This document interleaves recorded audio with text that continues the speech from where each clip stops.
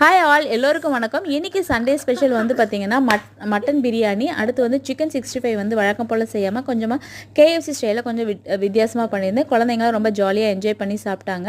அடுத்து வந்து பார்த்திங்கன்னா சாப்பிட்டு முடிச்சதுக்கப்புறம் சாக்லேட் குல்ஃபி ஐஸ் வந்து ரெடி பண்ணிகிட்டு இருந்தேன் நான்.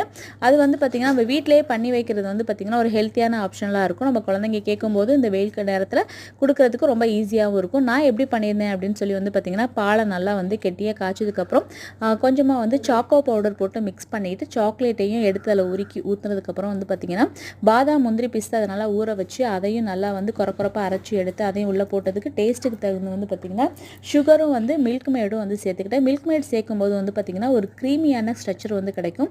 அது எல்லாத்தையுமே வந்து பார்த்திங்கன்னா நல்லா ஆறுனதுக்கப்புறம் குல்ஃபி மோடில் ஊற்றிட்டு அதை கொண்டு போய் ஃப்ரீசரில் வச்சுட்டேன் நான்.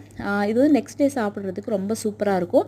அப்புறம் ஈவினிங் கிளம்பி கோயிலுக்குலாம் போயிட்டு குழந்தைங்களுக்கு வழக்கம் போல் வெளியே போனோன்னே ஐஸ்கிரீம் கேட்பாங்க இல்லையா, வாங்கி